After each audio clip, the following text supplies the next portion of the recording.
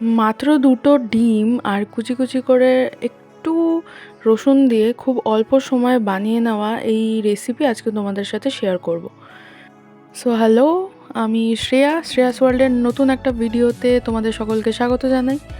তো এই রান্নাটা করার জন্য প্রথমেই আমি ডিমগুলোকে ফাটিয়ে নিয়েছিলাম এবং সেটাকে পুরো ভেজে নিয়েছিলাম, ভুজিয়া মতন করে নিয়েছিলাম। তো প্রথমে 2টো ডিম নিয়েছিলাম, তারপর আরেকটা ডিম আমি অ্যাড করেছি। শুধুমাত্র নুন দিয়ে সেটাকে ভুজিয়ার মতন আমি প্রথমে ভেজে নিয়েছিলাম, তারপর ওটাকে তুলে রেখে সাইডে রেখে দিলাম।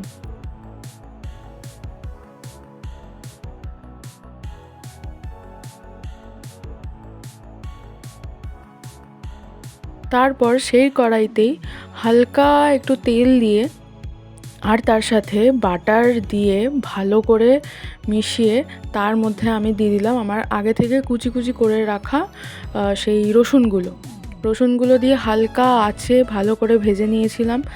তারপর সেখানে অ্যাড করলাম জল, হালকা জল, যার যেটুকুনি পরিমাণ মনে হয় সেইটুকুনি অ্যাড করতে পারো। তারপর আমি সেই জলের মধ্যে কর্নফ্লাওয়ার আর জল মিশিয়ে একটা মিশ্রণ আমি ওর মধ্যে দিয়ে দিয়েছিলাম, যাতে ওর কনসিস্টেন্সিটা ভালো করে গাঢ় হয়।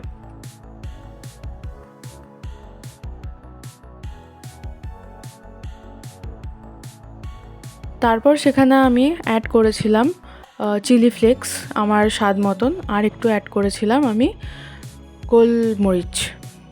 তারপর সেটাকে ভালো করে মিশিয়ে আবার হালকা একটু জল দিয়েছিলাম। তো জল দেওয়ার পর আমি যে ভুজিয়ার মতন ভেজে রাখা ডিমগুলো তার মধ্যে আবার ঢেলে দিয়েছিলাম। তারপর একটু 5 থেকে 7 মিনিট সেটাকে লো ফ্লেমেই, পুরো রান্নাটাই লো ফ্লেমে করতে হবে।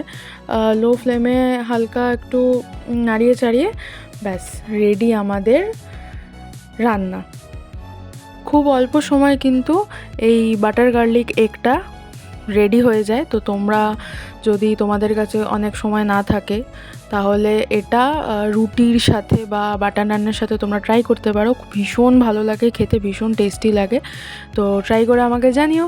দেখা হচ্ছে নেক্সট ভিডিওতে, ততক্ষণের জন্য তোমরা আগের ভিডিওগুলো দেখতে থাকো। আর এই ভিডিওটা যদি ভালো লেগে থাকে তাহলে অবশ্যই লাইক, কমেন্ট এবং সাবস্ক্রাইব করে দিও।